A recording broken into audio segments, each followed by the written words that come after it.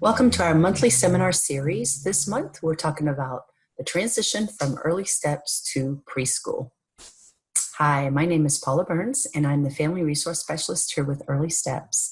And I'm going to step you through a little bit of the process of what happens when your child transitions from the Early Steps program to those next steps, preschool and beyond. So let me go ahead and share my screen and we will get started. When we talk about transition, we're talking about a period of change from one program to another. It's a time for gathering information, a time for making choices, a time for celebration, and a time for sometimes of mixed emotions. Transition from early steps. When children are receiving services from early steps, they are no longer eligible after the child turns 3 years old. On or before the third birthday, children will transition to another program. Options may include the school district pre-K program, if eligible, and other community programs such as Head Start. Discuss transition with your service coordinator and the other providers working with your child in early steps. Plans will be written on your family support plan, your IFSP, and you can help by attending meetings, taking your child to vision and hearing screenings, and developmental evaluation appointments. If the child has had an individual family support plan, an IFSP, for at least 6 months, an exit evaluation may be administered by either Early Steps or the school district if your child may be eligible for pre-K services. The exit evaluation will be scheduled at a time that works best for you and your child. It is important to keep this appointment since this information is passed along when your child transitions. A transition conference must be held by the time your child is 2 years and 9 months of age if your child is potentially eligible for school district services. The required participants in the transition conference are the parent or guardian, service coordinator, school district representative with the parent consent, other members of your IFSP team, representatives from other community agencies such as Head Start, CMS, Fiddlers, and APD, and family members or friends. We will also provide a translator if needed. Activities that need to be completed will be written on the transition page of the individual family support plan. They will include the completion date and who is responsible for each of the activities. You may decide which program is best for your child at the transition conference. Be sure to ask questions. You'll sign consents for information to be sent to the programs, such as the school district and Head Start. The school district and Head Start will actually work together if your child is eligible for both programs. Head Start and other community programs may provide services if your child is not eligible for school district programs. If you are interested in the school district services, you will be given information about the eligibility process. An appointment will be scheduled, and your child will be evaluated to determine eligibility. It is important to follow the guidance and guidelines for enrollment so that services can begin on time. It is important to let the school district know if you change your mind and decide not to send your child to school. Everyone has the same goal to help you and your child and your family have a successful transition to the school district or other community programs. Working together and keeping in touch and communicating can help to make this happen.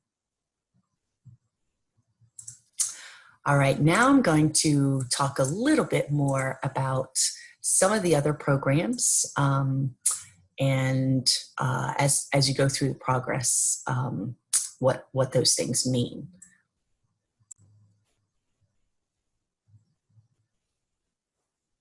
So first, we're going to talk about the Florida Transition Project. They have a video on their YouTube channel. You can just search for Early Childhood Transition Part C to Part B that will kind of review some of this information also that we just talked about.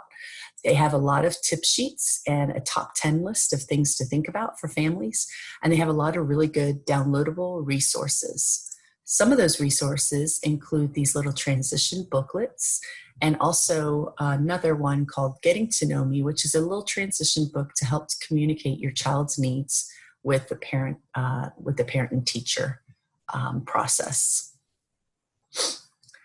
Now I want to go through a little bit about me and what I do as a family resource specialist.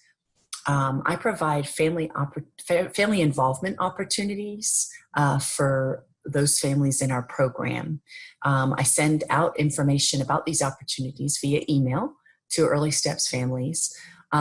We have family involvement funds that can help families to attend conferences. We also do music time and some other things with those funds. And then I provide information with online updates on our webpage, on the Johns Hopkins All Children's website, and then also on our Facebook Early Steps page. So the main reason I am here in this program is because that I have a child that went through the program and who was eligible for Early Steps. This is my son, Jeremy. And when he was born, they discovered he had had a brain bleed. These are a couple of images from his CAT scan. The one on the left you can see was when he was born, and the one on the right is after his brain did some repairing and they put a shunt in. I have a little short video to kind of talk about his journey. So this is Jeremy, and when he was born, he had a brain bleed. He ended up having 3 brain surgeries and a shunt inserted to treat a condition called hydrocephalus. Right before we transitioned out of Early Steps, Dr. Pavin also diagnosed him with mild cerebral palsy. He was not able to walk until he was 27 months old, and he did not talk or eat solid foods until he was 4.5. Here you can see him on his first day of pre-K. And I like to say he looked really scared, and as his parent, I think I was really scared too of the thought of sending him to pre-K when he was just so little and he had just started walking and was barely talking or communicating. But I will tell you, it was the best thing we ever did for him. This is actually footage of him in his pre-K classroom. You can see he had orthotics that he walked with to help keep his balance. And then this is a little video clip from when he did some of the feeding therapies to help him to eat and get into eating and communicating more. So now I have a video to show you of Jeremy now.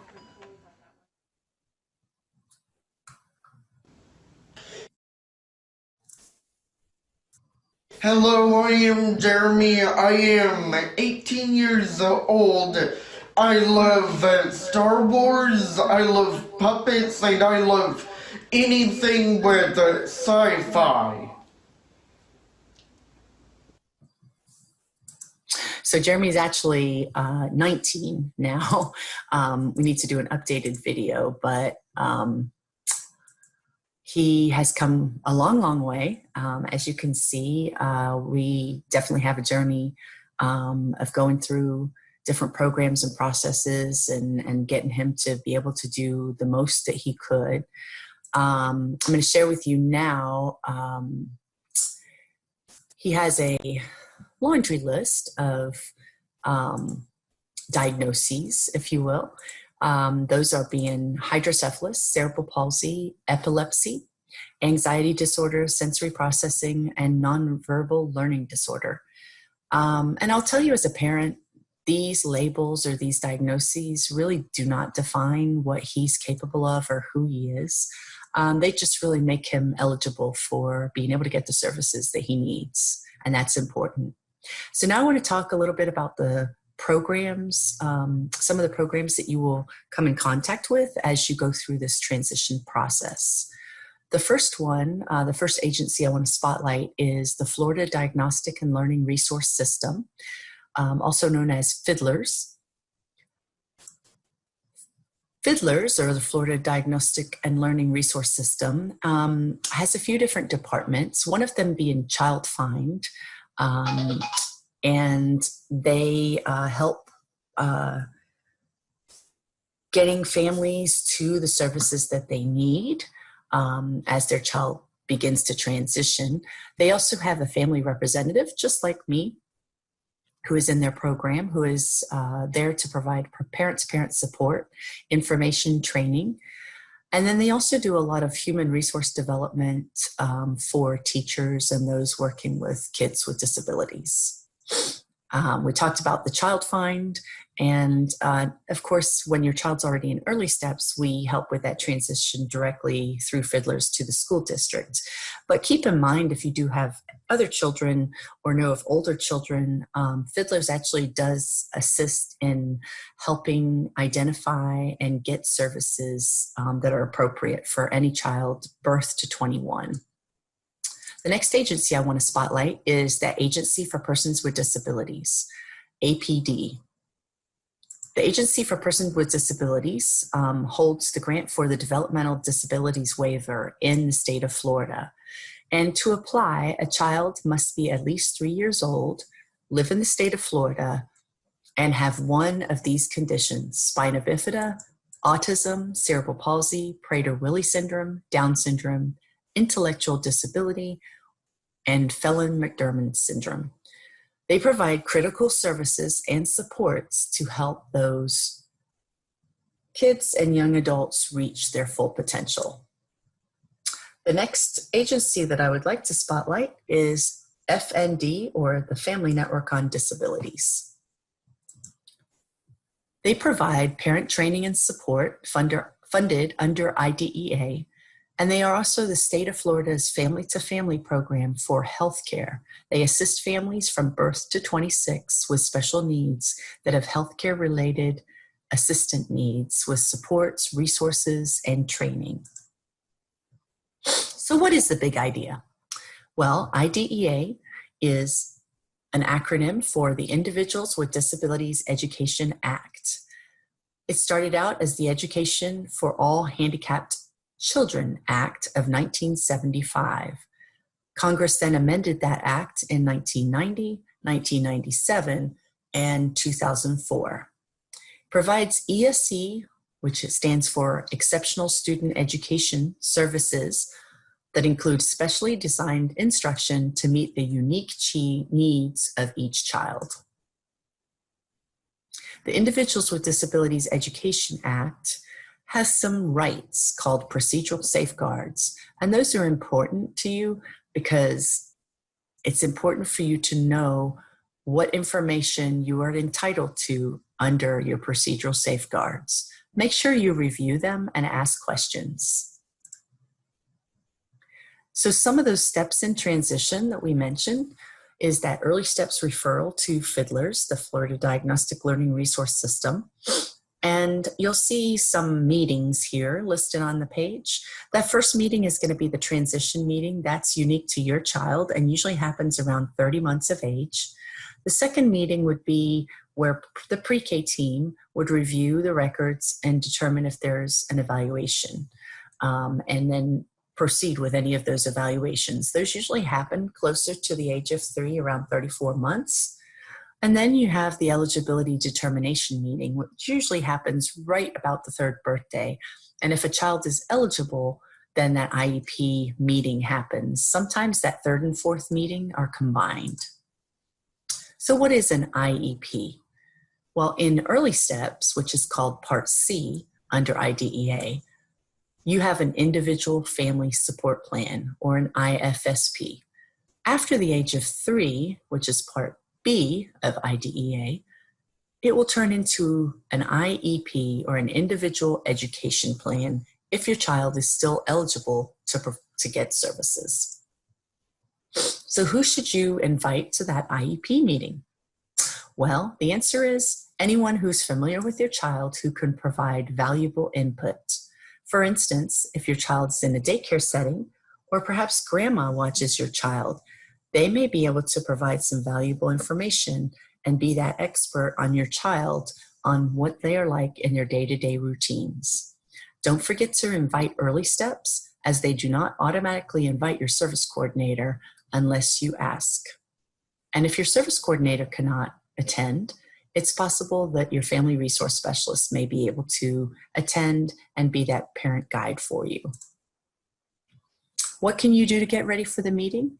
Well, some of these things are, you could go to the school district website and find out what your zone school is for the children in your neighborhood and see if they have a pre-K program available. Then make sure you review any reports that are sent to you prior to your meeting. Make sure you write down your concerns and questions that you have as you're reading those reports. And then don't forget, invite those who you want to attend. Make sure you get organized now. I can't stress enough how important it is to get organized with all the paperwork. Our children do generate a lot of paperwork and reports, and it's important for us to be able to put our fingers on them and know where they are at all times. This will help you feel more engaged and in more control of what is happening if you get organized. At that third and fourth meeting, when you take your binder there, you'll go through a little agenda like this. First, there'll be introductions to introduce everybody around the table and what their role is. Then they will go through and review the evaluations, which you should have already gotten a copy of and hopefully taken the time to read. Then they'll talk about determine eligibility, if the child is eligible based on their guidelines. And if that child is eligible, then write that individual education plan. Once the IEP is written, that's when they talk about the placement decisions, such as LRE, which stands for the least restrictive environment. The IEP is always a working document. Even if it's prepared prior to the meeting, it is always a draft and can be amended and updated as needed. It will get an update every year, at least once a year, but can also be updated as needed throughout the year. And don't forget, parents can always request an IEP meeting if there's something that you feel is not working that needs to change for you and your child. Can't stress enough that it's important to be prepared for the meeting. Make sure you've reviewed all the evaluation reports that have been sent to you. Write down your concerns for your child if they do go to school. Provide any helpful information to the team about your child. And don't forget, you can always take a friend with you if you wish to that meeting. I also found it helpful to communicate and make friends and take some treats to the meetings, even though it's not a requirement. Sometimes it's always nice to make people feel appreciated. So that's the end of my presentation. Your service coordinator is really your go-to person. They are there to guide you and step you along the way. You can always reach out to me if you need to. And don't forget those other resources such as FND and also the family representative at Fiddlers. We are all here to help guide you through this process and hopefully make the transition as easy as possible for you and your child. And with that, I will leave you with this. Hope you have a great day. Thanks for tuning in.